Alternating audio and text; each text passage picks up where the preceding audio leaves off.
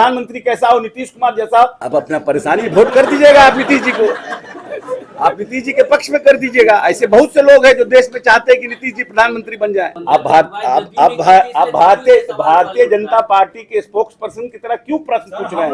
हम ये कहा कर रहे हैं, गठबंधन का निर्णय होगा, गठबंधन निर्णय करेगा कि कौन देश का प्रधानमंत्री होगा। आप काहे परेशान हैं? देखिए, इस भारतीय जनता पार्टी के 9 साल के शासनकाल के बाद इस प्रदेश में और इस देश में उस तरह के लोगों का मन बढ़ा है जो धर्म के नाम पर विभाजन करके सत्ता पर काबिज होना चाहते हैं। नीतीश जी ने स्पष्ट रूप से 10 बार 15 बार कह चुके हैं ना कि हम देश के प्रधानमंत्री के रेस में नहीं हैं।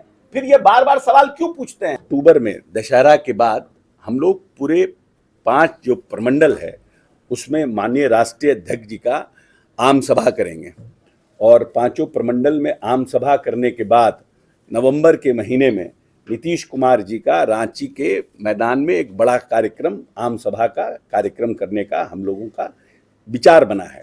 और हम समझते हैं कि नीतीश जी नवंबर में, और उसके पहले हम 5 प्रमंडल की बैठक करेंगे, उसके पहले हम प्रखंडों की बैठक कर लेंगे और उसके माध्यम से इस प्रदेश में नीतीश जी को बुला करके एक बड़ा कार्यक्रम करेंगे। हम मानते हैं कि जो एक बड़ी आबादी खास करके कुर्मी महतो समाज की है, उसके आरक्षण की लड़ाई लंबे समय से लड़ी जा रही है और उस आरक्षण के हम लोग पक्षधर हैं, क्योंकि ये जो लोग हैं, लोग लंबे समय से आरक्षण की लड़ाई की बात करते आ रहे हैं। और माननीय नेता हमारे जो राष्ट्रीय अध्यक्ष हैं, इन्होंने लोकसभा में भी इस बात की चर्चा की थी जब वो लोकसभा में मेंबर ऑफ पार्लियामेंट थे कि इनका आरक्षण की व्यवस्था होनी चाहिए। तो हम लोग उसके पक्षधर हैं। उस पर कैसे माहौल बने, कैसे पॉलिटिकल कंसेंसस क्रिएट हो, कैसे राजनीतिक उसमें लोगों की, विभिन्न राजनीतिक दलों की उसमें जो सहमति बने, इसका भी हम लोग आने वाले समय में इस पर हम लोग प्रयास करेंगे और कैसे हम कंसेंसस बनाएं। दूसरी बात है कि जो एक बड़ी आबादी इस प्रदेश में, क्योंकि बिहार और झारखंड एक राज्य रहा है, तो बिहार में भी, झारखंड में बिहार के बहुत से लोगों ने यहाँ पर वासिंदे रहे हैं, तो उनके भी इंटरेस्ट को कैसे प्रोटेक्ट किया जाए पॉलिटिकली, सामाजिक तौर पर, राजनीतिक तौर पर, उसके लिए भी हमारा पार्टी जो है वो आने वाले समय में उस पर भी हम लोग काम करेंगे और उनकी पॉलिटिकल सहभागिता कैसे हमारी पार्टी में बढ़े, इस प्रदेश की राजनीति में बढ़े, उस पर भी हम लोग काम करने का काम करेंगे। और हम अपने माननीय मुख्यमंत्री जी हेमंत सोरेन जी को भी धन्यवाद देते हैं कि उन्होंने ये जो विपक्षी एकता का प्रयास हमारे नेता माननीय नीतीश कुमार जी ने जो किया, जिसकी शुरुआत बिहार से हुई, उसमें उनकी जिसको बोलते हैं हेमंत सोरेन जी की एक जो सहभागिता थी वो बहुत काबिले तारीफ है। हर जगह उन्होंने बढ़ चढ़ करके इसमें हिस्सा लिया और माननीय नीतीश कुमार के विपक्षी एकता को उन्होंने ताकत देने की काम किया। इसीलिए हम उम्मीद करते हैं कि ये 40 सीट बिहार में और 14 सीट लोकसभा के झारखंड में है। इन 54 सीट पर जो हमारा गठबंधन है, विपक्षी एकता का गठबंधन है, पूरी ताकत के साथ लड़ाई लड़ेगा और भारतीय जनता पार्टी को इस दोनों प्रदेश से जड़ मूल से निकालने का काम करेगा। और उसके लिए पूरा जनता दल यूनाइटेड का एक एक कार्यकर्ता हेमंत सोरेन जी के साथ हाथ से हाथ मिला करके इसमें ताकत देने का काम। हमारी दावेदारी हो या हमारे अलायंस पार्टनर की दावेदारी हो, ये इंडिया की दावेदारी है। ये Janata Dal United, JMM, RJD, Congress की दावेदारी नहीं है। हम 54 के 54 सीट पर दावेदारी कर रहे हैं भारतीय जनता पार्टी को निकालने के लिए। हम जीते, जेएमएम जीते, कांग्रेस जीते, आरजेडी जीते, वो हमारी जीत है। हमारी मंशा साफ है। हम इस झारखंड में जो हमारा अलायंस है, उस अलायंस के हम पक्षधर हैं और उस अलायंस को ताकत देने के लिए हर कुछ करेंगे। देखिए, एसटी में शामिल किया जाए, एससी में शामिल किया जाए, इनके इंटरेस्ट को और इनके पॉलिटिकल इंटरेस्ट को, जो रिजर्वेशन की, आरक्षण की इनकी बात है, हम उस बात से सहमत है और हम लोग उस आरक्षण की व्यवस्था को ताकत देना चाहते हैं। कैसे एकोमोडेट होंगे वो सरकार के स्तर पर उनसे बात करके उनका रास्ता निकलेगा। यूनिफॉर्म सिविल कोड पर हम लोग का और हमारे नेता का 2017 में ही उन्होंने उस पर यूनिफॉर्म सिविल कोड पर पत्र लिखा है। हम लोग इसके पक्षधर नहीं हैं और बिहार में यूनिफॉर्म सिविल कोड लागू नहीं होगा। विरोधाभास भाई ऐसा है कि आइडियोलॉजिकली हर एक पॉलिटिकल पार्टी का अपना अपना, हम आएंगे जब इस प्रदेश में तो हम अपना मैनिफेस्टो लेके आएंगे। हमारा हम बृहत अलायंस में है ना, हम अलायंस के इंटरेस्ट को देखते हुए नुकसान ना हो अलायंस को और भारतीय जनता पार्टी को फायदा ना हो वो देख रहे हैं, पहली प्रायोरिटी हमारी ये है। लेकिन इसमें ये थोड़ी है कि जनता दल यूनाइटेड अपने अस्तित्व को ही समाप्त कर देगा। हमारा अस्तित्व, हमने अपनी बात को हमने स्पष्ट रूप से रखा कि हमारा पॉलिटिकल एजेंडा क्या झारखंड में है, और उसको हमने आपसे कहा कि हमारा ये 2 पॉलिटिकल एजेंडा है, इस पर हम काम करेंगे आने वाले समय में। लेकिन हम उसके लिए अपने आप को उतना ताकतवर तो बनाएं कि उस काम को हम अंजाम दे सकें। जब हम उतने ताकतवर हो नहीं पाएंगे तो हम अंजाम कैसे दे पाएंगे? ये तो इस बात का प्रमाण है कि जिस तरह से भारतीय जनता पार्टी के लोगों ने लोकतंत्र को अपने हिसाब से तोड़ मरोड़ के आगे बढ़ाने का काम किया है, इससे ये स्पष्ट हुआ राहुल गांधी के निर्णय के बाद, सुप्रीम कोर्ट के निर्णय के बाद ये बात तो स्पष्ट हो गया ना कि अपने हितों को देखते हुए अपने पावर को यूज कर रहे हैं। सुप्रीम कोर्ट का तो निर्णय यही दर्शाता है ना कि भारतीय जनता पार्टी में ने जो अपने हितों की रक्षा करने के लिए जिस तरह से राहुल गांधी के मेंबरशिप को खारिज कराया, कैंसिल कराया, आफ्रा ताफरी में 1 हफ्ता के अंदर उनके घर को खाली कराया, 1 हफ्ता के अंदर उनके पार्लियामेंट के जो मेंबरशिप है उसको कैंसिल कराया रात 48 घंटा के अंदर, ये बात को दिखाता है कि कितने भारतीय जनता पार्टी हड़बड़ी में थी। अब भारतीय जनता पार्टी के स्पोक्स पर्सन की तरह क्यों प्रश्न पूछ रहे हैं?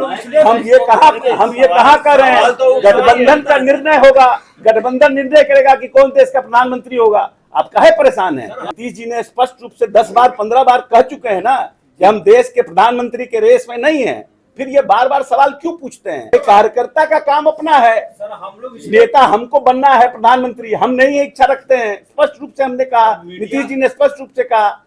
अब वर्कर कोई चाहता है अगर और देश का प्रधानमंत्री कैसा हो, नीतीश कुमार जैसा, तो हम लोग उसके लिए क्या कर सकते हैं? आप अपना परेशानी वोट कर दीजिएगा, आप नीतीश जी को, आप नीतीश जी के पक्ष में कर दीजिएगा। ऐसे बहुत से लोग हैं जो देश में चाहते हैं कि नीतीश जी प्रधानमंत्री बन जाए। मणिपुर की स्थिति पूरे देश में, जिस तरह की जो स्थिति मणिपुर में पैदा हुई है, ये बहुत ही भयावह है और निंदनीय है।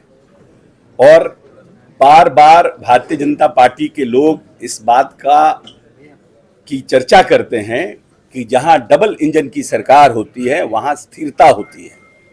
इसकी चर्चा भारतीय जनता पार्टी के लोग अपने पब्लिक मीटिंग में भी कहते हैं और पॉलिटिकल रैलियों में भी कहते हैं कि जहां जहां डबल इंजन की सरकार है वहां स्थिरता ज़्यादा रहती है। इसीलिए डबल इंजन की सरकार बनाने का आप लोग इस देश में मौका दें, क्योंकि निश्चित रूप से केंद्र में उनकी सरकार है, राज्यों में सरकार बनाने में इस तरह का भाषा का वो लोग शब्दों का प्रयोग करते रहे हैं। लेकिन मणिपुर की घटना से ये बात स्पष्ट हो गया है कि डबल इंजन की सरकार हो या सिंगल इंजन की सरकार हो, जब तक राज्य में जो नेतृत्व है उसकी इच्छा शक्ति मजबूत नहीं होगी तब तक राज्य में स्थिरता नहीं होगी। लेकिन 2 महीने से लगातार मणिपुर में हिंसा है, वहां पर महिलाओं के साथ अत्याचार हो रहा है, वहां पर जो लोग हैं उनके साथ अत्याचार हो रहा है, 2 समुदाय वहां लड़ रहे हैं, लेकिन वहां की सरकार जो है वो मुख्य दर्शक बनकर बैठी हुई है। और केंद्र सरकार की जो भूमिका होनी चाहिए थी वो भूमिका में भी केंद्र सरकार पूरी तरह से नाकामयाब रहा है। इसलिए हम बार बार आग्रह करते हैं केंद्र सरकार से कि केंद्र सरकार को तत्काल मणिपुर में इंटरफेयर करना चाहिए, वहां पर राष्ट्रपति शासन लगाना चाहिए और पूरे जो वहां पर हिंसा है उसको रोक करके राज्य को अपने कंट्रोल में लेना चाहिए। देखिए, इस भारतीय जनता पार्टी के 9 साल के शासनकाल के बाद इस प्रदेश में और इस देश में उस तरह के लोगों का मन बढ़ा है जो धर्म के नाम पर विभाजन करके सत्ता पर काबिज होना चाहते हैं, और उसका प्रभाव नीचे के स्तर पर भी अब जाने लगा है। ट्रेन में जो घटना घटी, मणिपुर में जिस तरह से घटनाएं घट रही है, क्षेत्रवाद, जातिवाद, धर्म के नाम पर राजनीति को बढ़ावा मिला है। इसलिए अगर देश को एक रखना है और देश में हर एक जाति धर्म के लोगों को सम्मान के साथ जीने का अधिकार हो, उसके लिए जरूरी है कि ऐसे राजनीतिक दलों से छुटकारा पाने का उपाय करना। तो वही है ना, ये तो भारतीय जनता पार्टी के लोगों से पूछना चाहिए कि जिन 2 मुद्दों पर भारतीय जनता पार्टी सरकार में आई, और उन्होंने सत्ता पर काबिज हुए। पहला था महंगाई और दूसरा था बेरोजगारी। इन दोनों पर भारतीय जनता पार्टी का कोई भी नेता, चाहे वो देश का हो प्रदेश का हो, एक शब्द बोलने का काम नहीं कर रहा है। टमाटर का भाव क्या हुआ? जब यूपीए में प्याज का दाम बढ़ा था तो ये भारतीय जनता पार्टी के लोग गले में प्याज का माला बनाकर प्रोटेस्ट कर रहे थे। और बेरोजगारी के लिए देश के प्रधानमंत्री जी ने जो भाषण दिया था, वो बेरोजगारी का हाल ये है कि पूरे जो एयरपोर्ट्स हैं जो सीआईएसएफ के अंडर में था, उसको अडानी ग्रुप को दे दिया गया और वहां पर प्राइवेट लोगों को बहाल कर लिया गया। देश की सेनाओं में भी आउटसोर्स करने का काम किया गया। बेरोजगारी बढ़ा है, महंगाई बढ़ी है, लेकिन भारतीय जनता पार्टी के लोगों पर क्यों नहीं रेंग रहा है? इसलिए देश की जनता को आने वाले चुनाव में ये सोचना चाहिए कि इस देश का बेरोजगार युवा, इस देश का जो मिडिल क्लास है, वो कैसे इस देश में आगे बढ़े। हम लोग भारतीय जनता, हम लोग माननीय नेता आपको हम क्लियर कर दें कि माननीय नेता अटल बिहारी वाजपेयी जी के नेतृत्व वाले भारतीय जनता पार्टी में थे। इस भारतीय जनता पार्टी में नहीं थे। इस भारतीय जनता पार्टी में ऐसी परिस्थिति देश प्रदेश में बनी थी कि हम लोगों को उस समय आना पड़ा था, लेकिन उस समय भी इन लोगों ने षड्यंत्र किया था और जब साथ आए तब भी इन लोगों ने षड्यंत्र किया। तो कभी कभी दूध का जला मट्ठा भी फूक फूक कर पीता है, इसलिए अभी हम लोग मट्ठा भी फूक फूक के पी रहे हैं।